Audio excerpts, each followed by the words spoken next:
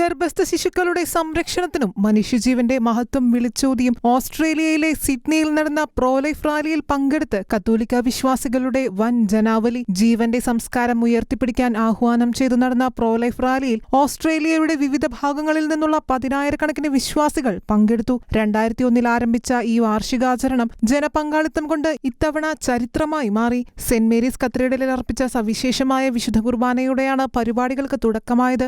Sydney archbishop Anthony Fisher മുഖ്യ കാർമ്മികത്വം വഹിച്ചു. ഗർഭപാത്രത്തിൽ വെച്ച് ഇല്ലാതാക്കപ്പെടുന്ന ഓരോ കുഞ്ഞിനെക്കുറിച്ചും കർത്താവ് വിലപിക്കുകയാണെന്ന് ആർച്ച് ബിഷപ്പ് തന്റെ പ്രസംഗത്തിൽ ഓർമ്മിപ്പിച്ചു. നിരപരാധികളായ കുഞ്ഞുങ്ങളുടെ ജീവൻ സംരക്ഷിക്കപ്പെടേണ്ടത് ഒരു സമൂഹത്തിന്റെ ധാർമ്മിക ഉത്തരവാദിത്തമാണെന്നും അദ്ദേഹം കൂട്ടിച്ചേർത്തു. പ്രാർത്ഥനകളുമായി ദിവ്യബലിക്ക് ശേഷം സിഡ്നി നഗരമധ്യത്തിലൂടെ പാർലമെന്റ് ഹൌസിലേക്ക് നടന്ന റാലി വിശ്വാസ സാക്ഷ്യത്തിന്റെ ഉജ്ജ്വലമായ കാഴ്ചയായി മാറി. ജപമാല ചൊല്ലിയും പ്രാർത്ഥനാ ഗീതങ്ങൾ ആലപിച്ചുമാണ് വിശ്വാസികൾ നീങ്ങിയത്. ജീവനെ സ്നേഹിക്കുക, ഗർഭസ്ഥ ശിശുക്കൾക്കും ജീവിക്കാൻ അവകാശമുണ്ട് തുടങ്ങിയ സന്ദേശങ്ങളടങ്ങിയ പ്ലക്കാർഡുകൾ റാലിയിലുടനീളം ദൃശ്യമായിരുന്നു. റാലിയുടെ സമാപനത്തിൽ വിശ്വാസികളെ അഭിസംബോധന ചെയ്ത ഫാദർ ഡാനിയൽ ഉറൂസോ ഗർഭചിത്ര വിരുദ്ധ പോരാട്ടം കേവലം ഒരു പ്രതിഷേധമല്ലെന്ന് ഓർമ്മിപ്പിച്ചു. സമൂഹത്തിൽ സ്ത്രീകളുടെ അന്തസ്സും അവരുടെ വിലയും തിരിച്ചറിയുകയും ആദരിക്കുകയും ചെയ്യുമ്പോഴാണ് ജീവന്റെ സംസ്കാരം പൂർണ്ണമാകുന്നത്. ഗർഭസ്ഥ ശിശുക്കളുടെ സംരക്ഷണം ഉറപ്പാക്കുന്നതിനൊപ്പം അമ്മമാരെ ചേർത്തുപിടിക്കാനും നമുക്ക് സാധിക്കണമെന്നും ഫാദർ ഡാനിയൽ വ്യക്തമാക്കി. ഓരോ വർഷം കഴിയുംതോറും പ്രോലൈഫ് റാലിയിൽ പങ്കെടുക്കുന്നവരുടെ എണ്ണം വർദ്ധിക്കുന്നത്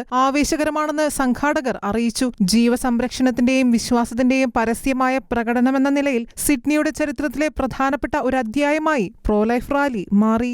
ഇന്റർനാഷണൽ ഡെസ്ക്, ഷെഖേന ന്യൂസ്.